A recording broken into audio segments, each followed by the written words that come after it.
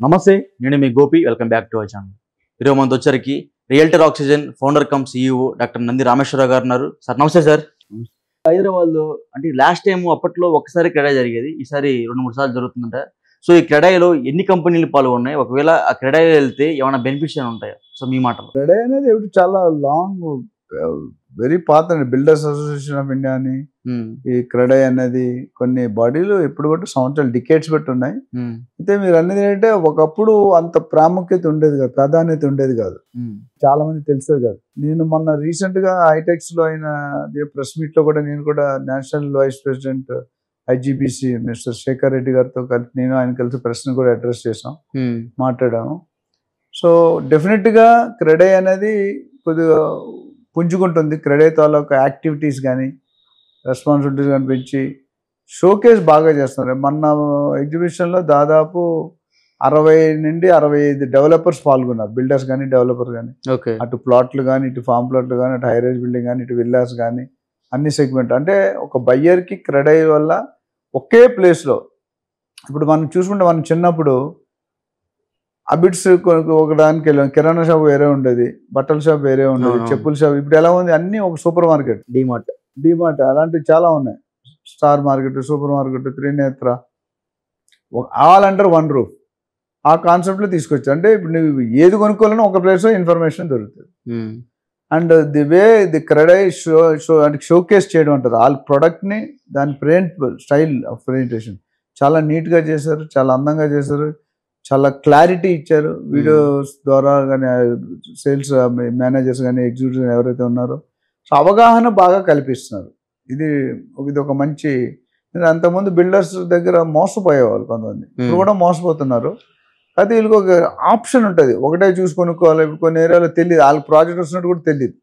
ఇక్కడ వీళ్ళు ఏంటంటే నెక్స్ట్ 5 years ప్లాన్ ఏంటో ఆ ప్రాజెక్ట్స్ అని వీళ్ళు ఎక్స్ప్లెయిన్ చేస్తారు. సో ఒక కొనుక్కునేవాడు బయ్యర్కి ఒక మంచి విసురుబాటు ఉంటుంది, తక్కువ టైంలో ఎక్కువ ఇన్ఫర్మేషన్ తెలుసుకునే అవకాశం ఉంటుంది, యాంపుల్ ఆఫ్ చాయిస్ ఉంటుంది. ఆ చాయిస్ ఏది కావాలంటే అది కొనుక్కోవచ్చు. రెండోది ఫ్రీక్వెన్సీ ఎందుకు పెంచారంటే, ఇప్పుడు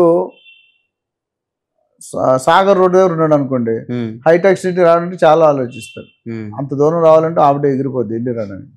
అందుకని ఏం చేశారు, ఐ థింక్ నాకు తెలిసి హైటెక్స్తో పాటు నాగోల్ ఒకటి సెంటర్ పెట్టారు, కోంపల్లి అనుకుంటు కోంపల్లి ఒకటి పెట్టారు. సో అక్కడ ఉన్న ప్రజలు, అక్కడ బిల్డర్స్ మ్యాక్సిమం వీళ్ళు ఆ ఏరియాలో ఎక్కువ, అంటే కొంపల్లి పెడితే ఆ ఏరియా ఎక్కువ బిల్డర్స్ వస్తారు. ఇక్కడ పెట్టినోడంతా ఫైనాన్షియల్లీ వెస్ట్ జోన్ బిల్డర్స్ వస్తారు. అక్కడ పెట్టినోడు దిల్సుఖ్ నగర్, వనస్థలిపురం అవన్నీ అవి వస్తాయి. సో అందరినీ ఒక ప్లాట్ఫామ్ తీసుకొచ్చి వాళ్ళకి win win situation to the builders, to the buyers, loan తీసుకున్న లోన్ అందరికీ కూడా క్లారిటీ ఉంటుంది. అదేవిధంగా ఆ క్రెడా స్టార్ట్ అయిన ముందు రోజే రేవంత్ రెడ్డి గారు ఫస్ట్ టైం బిల్డర్స్ అందరినీ పిలిచి మాట్లాడారు. బిల్డర్స్ అసోసియేషన్ ఈ క్రెడా అందరూ కూడా పిలిచి మాట్లాడారు. అయితే అంతవరకు క్వశ్చన్ పేపర్ లీక్ అవ్వలేదు. అందరూ బిల్డర్స్ కూడా గత 7-8 నెలల్లో సంక్షోభంలో ఉన్నారు. అంటే ఎక్కడ పెట్టాలి, ఏ ఏరియాలో ప్రాజెక్ట్ చేయాలి, రేవంత్ రెడ్డి గారు ఇటుపక్క డెవలప్ చేస్తారు, ఏ సెగ్మెంట్ డెవలప్ చేస్తారు అనేది మొత్తం కన్ఫ్యూజ్. దానికి ఒక తెర దించాడు ఆయన. అది ఒక మంచి సుపర్ణం. సానుకూలంగా ఆయన ఒకటే అన్నారంట, మీరు ప్రాజెక్ట్స్ మన తెలంగాణ స్టేట్ మొత్తం, అంతకుముందు హైదరాబాద్ మీద ఎక్కువ ఫోకస్ ఉంటుంది, కేసీఆర్ గారు ఉన్నాడు, హైదరాబాద్ వెస్ట్ జోన్ మీద బాగా ఫోకస్ పడింది.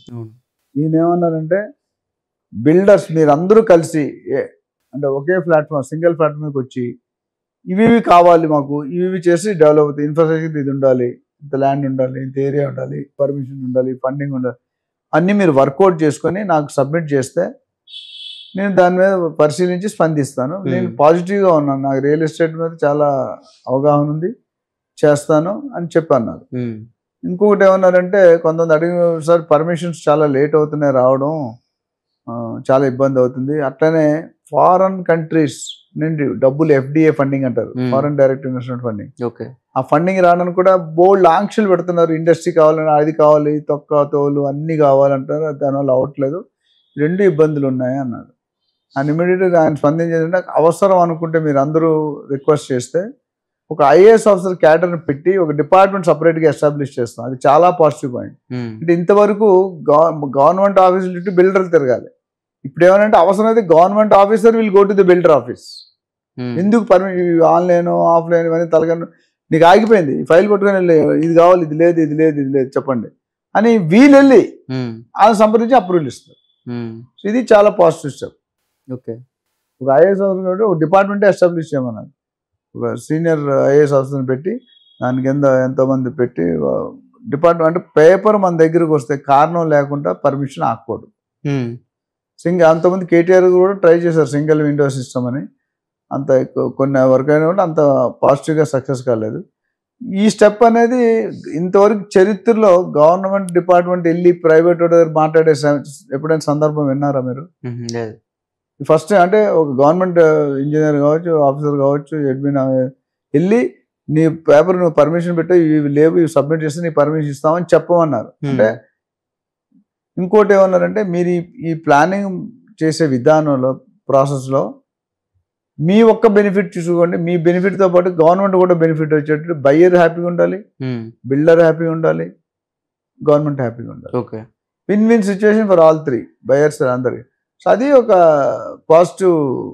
అండ్ మీకు పర్మిషన్ కూడా మ్యాక్సిమం లేట్ అవ్వకుండా, అట్లనే ఫారెన్ ఇండస్ట్రీకి కూడా ఏంటి ఎక్కడ ఆగుతున్నాయి పని. ఇప్పుడు చాలా ఫారినర్స్ అంటే సిస్టమేటిక్ పోతారు, మళ్ళాగా ఫైల్ ఆపడాలి, అక్కడ ఫైల్ ఒక స్పెసిఫిక్ టైం ఉంటుంది, ఆ టైంలో చెబితే ఎంప్లాయ్ మీద పెనాల్టీ వేస్తారు, కారణం లేకుండా మన దగ్గర అనేకమైన కారణాల వల్ల ఆపేస్తారు. అది లేకుండా ఉండడానికి కొద్దిగా పూల్ ప్రూఫ్ చేయండి అన్నట్టు అన్నారు. దాంతో బిల్డర్స్ అందరూ కూడా ఊపిరి పీల్చుకున్నారు. ఎందుకంటే ఇప్పుడు ఏ ఏరియా ఫోకస్ అవుతుందో అది క్లారిటీ ఇచ్చారు, మన నెక్స్ట్ వీడియోలో అది మాట్లాడతాం. ఓకే, ఇవన్నీ చూసుకుంటే కనుక మంచి అంటే సీఎం దగ్గర నుండి ఆ రెస్పాన్స్ సానుకూలంగా మీరు రండి, మీ డిఫికల్టీస్ చెప్పండి, దాన్ని మనం వర్కౌట్ చేద్దాం, విన్ విన్ సిచ్యువేషన్ అనేది చాలా పెద్ద మాట. తక్కువ సీఎం లెవెల్లో మినిస్టర్ లెవెల్లో అది ఉంటుంది. కానీ నా సందేశం ఇవ్వడం వల్ల 7 నెలల తర్వాత ఆయన మీటింగ్ 7 నెలలు వెయిట్ చేశారు ఆ మీటింగ్కి. ఫస్ట్ ఈయన సీఎం అయ్యాడు, ఈయన సెటిల్ అవ్వాలి, లావాదేవీలు తీసుకోవాలా, ఎక్కడుంది స్టేట్ కండిషన్ ఏంటి, హామీలు అన్నీ ఫోకస్ చేసి వీళ్ళకి టైం ఇచ్చి అది అయిపోయిన వెంటనే ఆయన అమెరికా వెళ్ళిపోయినట్టున్నారు. ఓకే, కాబట్టి ఓవరాల్గా రియల్ ఎస్టేట్కి ఒక పెద్ద బూస్ట్ అనేది చెప్పాలి, అటు బిల్డర్స్ కానీ ఇటు బయర్స్ కానీ. సో అటు అది ఎంతవరకు అమలు వస్తుంది, ఎంతవరకు అప్రూవల్స్ వస్తాయి అనేది చూడాలి, ఇటు wait and see. Okay, okay sir, thank you.